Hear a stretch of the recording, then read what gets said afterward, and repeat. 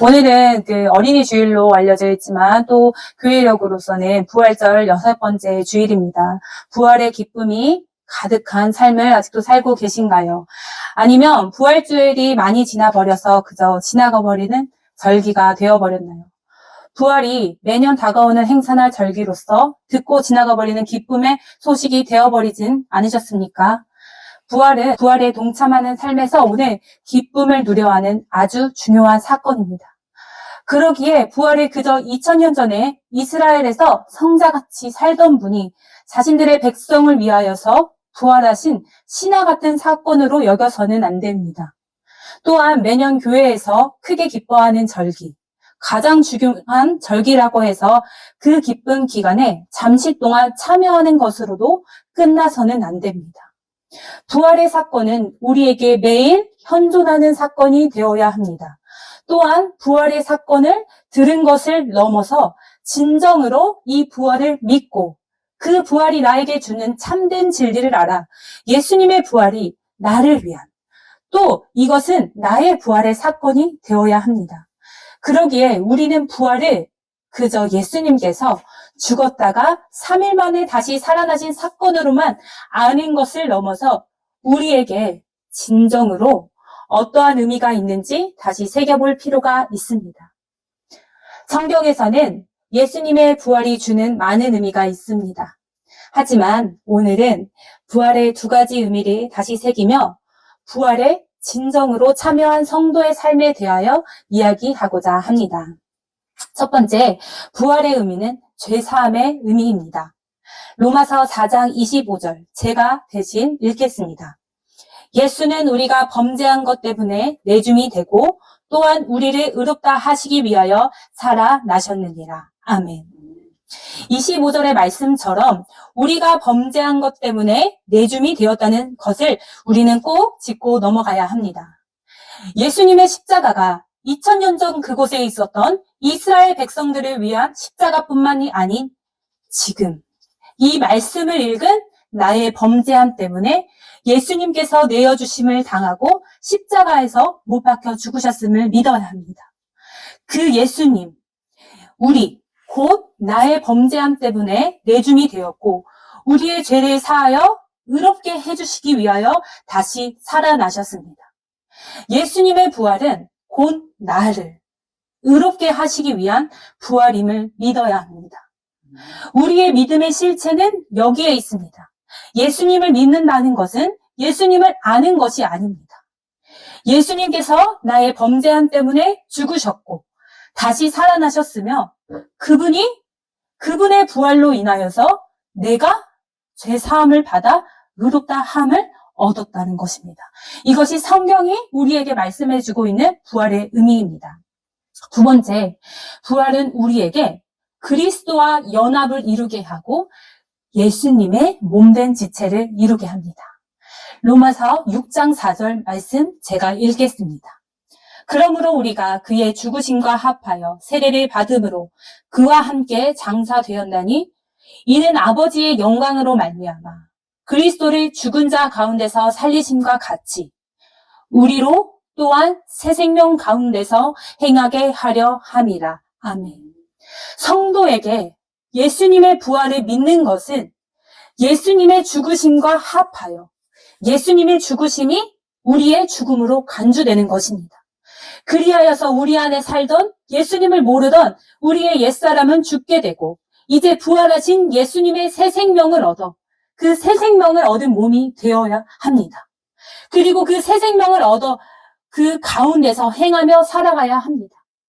그러므로 로마서 6장에서는 계속해서 이와 같이 말해주고 있습니다. 더 이상 죄가 우리를 지배하지 못하게 하고 우리의 지체를 온전히 하나님께 드려야 한다고 말씀해주고 있습니다. 그리스도의 부활을 믿는 성도의 몸은 더 이상 나의 몸이 아닌 것입니다. 예수 그리스도의 생명을 지닌 새 생명을 얻은 몸이기 때문에 이 몸을 하나님께 드려야 합니다. 더 나아가 예수 그리스도를 믿음으로 부활에 참여한 자는 그리스도의 몸을 이루게 됩니다. 고린도전서 12장 27절의 말씀입니다. 너희는 그리스도의 몸이요 지체의 각 부분이다. 우리는 부활에 참여한 자로서 그리스도의 몸을 이루게 됩니다. 머리는 그리스도 예수님이 되시고 우리는 그의 지체를 이루게 되었습니다. 몸이 머리를 따라가는 것은 당연하듯이 이제는 그리스도 예수님을 따라야 합니다. 우리가 부활에 참여함으로써 그리스도 예수의 몸의 지체가 되었기 때문입니다. 그렇다면 그리스도의 몸의 지체가 된 우리가 해야 할 것은 무엇입니까? 어떻게 행하는 것이 이전과는 다르게 새 생명 가운데서 행하며 나아가는 것입니까? 여기서 우리는 오늘 본문의 말씀을 다시 기억해야 합니다. 그리스도의 몸을 이루어서 머리 대신 예수님께 순종하여서 예수님께서 이 땅에서 하셨던 일을 해야 합니다. 마태복음 4장 23절 우리 함께 읽어볼까요? 오늘의 말씀. 예수께서 온 갈릴리에 두루 다니사 그들의 회당에서 가르치시며 천국 복음을 전파하시며 중에 모든 병과 모든 악한 것을 아멘. 이 말씀은 예수님께서 이 땅에 육신을 입고 오셔서 하셨던 일들에 대해서 잘 나타나 있습니다. 우리는 흔히 이것을 예수님의 3대 사역이라고 말하지요. 첫 번째, 예수님은 가르치셨습니다. 온 갈릴리에 두루 다니시며 회당에서 가르치셨습니다. 이 회당은 유대인의 회당을 의미하기도 하고 또한 기도를 드리고 성경을 낭독하며 성경의 강해를 듣기 위해 공식적으로 열린 건물을 의미하기도 합니다. 예수님은 이처럼 회당에서 사람들이 모인 곳에서 하나님의 말씀을 가르치셨습니다. 예수님께서 가르치셨을 때 헬라어 원문에서는 이것을 예수께서 성경을 그들에게 풀어서 실천적인 교훈을 주기 위하여서 예수님께서 가르치셨다고 말씀하여 주셨습니다. 예수님은 사람들에게 말씀을 가르치실 때 그저 학문적인 해석을 해주셨던 것이 아니라 사람들이 하나님의 말씀을 깨달아서 실천할 수 있도록 가르쳐 주셨습니다. 우리도 예수님의 몸이 되었습니다. 우리도 이제는 예수님을 따라 먼저는 가르쳐야 합니다. 예수님은 하나님의 아들이시며 말씀 그 자체이신 그분이시기 때문에 예수님께서는 하나님의 말씀에 따로 배울 필요가 없었지만 우리는 하나님의 말씀을 가르치기 위해서는 먼저 성경을 배워야 합니다. 각자의 자리에서 하나님의 말씀을 묵상하고 성경을 배워 하나님의 뜻을 알기에 힘써야 합니다. 각자의 자리에서 끊임없이 말씀을 묵상하며 하나님의 말씀을 알기에 신실해야 합니다. 그리하여서 예수님께서 하셨던 것처럼 말씀을 전해야 합니다. 말씀을 가르쳐야 합니다. 듣는 이들이 실천할 수 있도록 전해야 합니다. 만일 목사님이나 전도사님, 저 같은 말씀을 가르치는 자들은 성도님들에게 말씀을 잘 가르치고 전하는 역할이 있을 것입니다.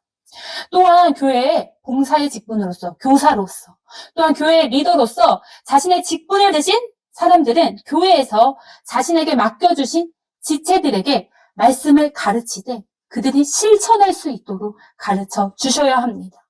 또한 가정의 자리에서 부모님 되신 성도님들께서는 자녀들이 이 말씀을 실천할 수 있도록 가르쳐 주셔야 합니다. 각자의 자리에서 하나님의 말씀을 배우고 가르쳐야 합니다. 이것이 예수님께서 이 땅에서 하셨던 일이고 그리스도의 몸된 지체된 우리는 머리 대신 예수님을 따라서 먼저는 가르쳐야 합니다. 둘째, 예수님께서는 전파하셨습니다. 앞에 이미 하나님을 알고 말씀을 배워 아는 자들에게 성경을 그들이 실천할 수 있도록 전해주시는 것이었습니다. 하지만 예수님께서는 말씀을 아는 유대인들에게만 하나님의 말씀에 대한 비밀을 전해주신 것이 아니었습니다. 하나님을 모르고 믿지 않은 자들에게 천국 복음을 전파하셨습니다. 이를 통해 그들이 회개하여 복음을 수용할 수 있도록 하셨습니다. 예수님께서는 말씀하셨습니다. 회개하라. 천국이 가까웠다고. 두루두루 다니시며 천국 복음을 전파하셨습니다. 예수님께서는 회당이건 해변이건 우물가건 잔치집이든 어디든 복음을 필요하는 사람들이 있다면 그곳에서 복음을 전하셨습니다. 또한 그가 이방인이건 죄인이건 상관치 않으셨습니다. 복음을 필요하는 모든 자들에게 복음을 전파하셨습니다. 그리스도의 지체가 되신 성도 여러분, 우리도 역시 이것을 따라 행해야 합니다. 저는 지금 우리에게 선교사가 되어 멀리 나가 복음을 전파하려는 선교 사명의 결단을 요구하는 것이 아닙니다. 예수님께서 두루 다니시는 곳에서 말씀이 필요한 그들에게 천국 복음을 전하셨던 것처럼 우리가 살아가면서 거하는 곳에서 복음이 필요한 자들에게 복음을 전하는 것입니다. 가정에서 믿지 않는 식구가 있을 때면 나는 그리스도의 지체로서 예수님께서 행하셨던 것처럼 복음을 믿지 않은 식구들에게 복음을 전해야 합니다. 직장에서 믿지 않는 동료가 있다면 전해야 합니다. 이것이 결코 쉽지 않습니다. 하지만 전하는 것은 머리 대신 예수님을 따라서 지체된 우리가 순종해야 할 사명임을 알아야 합니다. 또한 이렇게 말로써 복음을 전하는 것은 너무나도 중요합니다. 또한 함께 중요한 것이 있습니다. 행함의 삶으로서 그리스도 예수를 증언하는 것은 너무나도 강력합니다. 그리스도를 증언하는 것은 말로 하는 것도 중요하지만 행함으로 증언하는 것 역시 중요합니다. 그리스도 예수님이 예수님의 증인이 되어 내 안에 살아계신 예수님을 진정으로 전해야 합니다.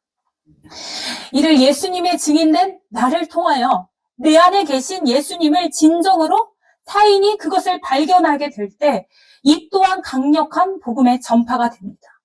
가정에서도 직장에서도 부모로서 자녀로서 다른 직책을 먼저 생각하기보다는 우리는 그리스도의 몸인 것을 기억해야 합니다. 그것을 깨달아야 합니다.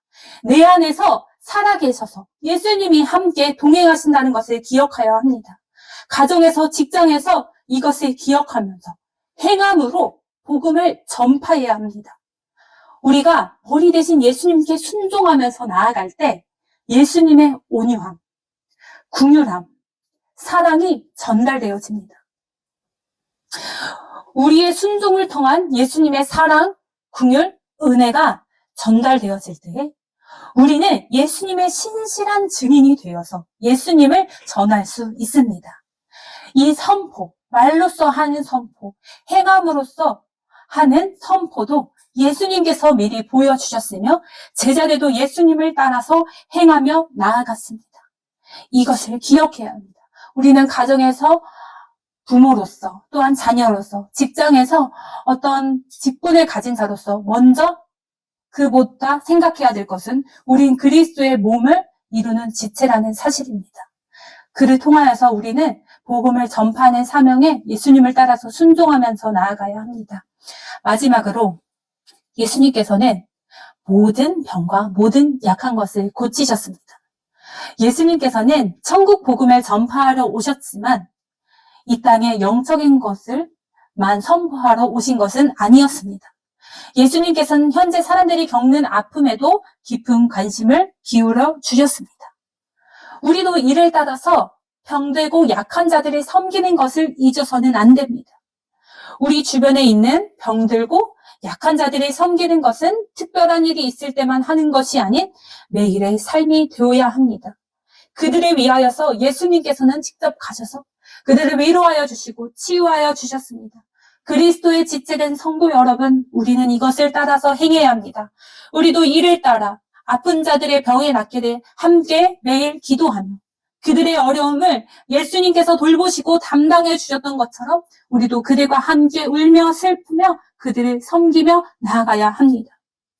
이것이 머리 대신 그리스도 예수님을 따라 그의 지체된 우리가 마땅히 행하며 나아가야 합니다. 이 세 가지 예수님께서 말씀을 가르치셨고 복음을 선포하셨고 또한 치유하시고 사람들을 돌보셨습니다. 예수님께서 하셨던 것을 왜 우리가 행해야 합니까? 이제 우리는 그리스도 예수님을 믿게 되어 죄 사함을 받고 세례를 받아 그리스도와 함께 연합되어 그리스도의 지체가 되었다는 것을 말씀드렸습니다.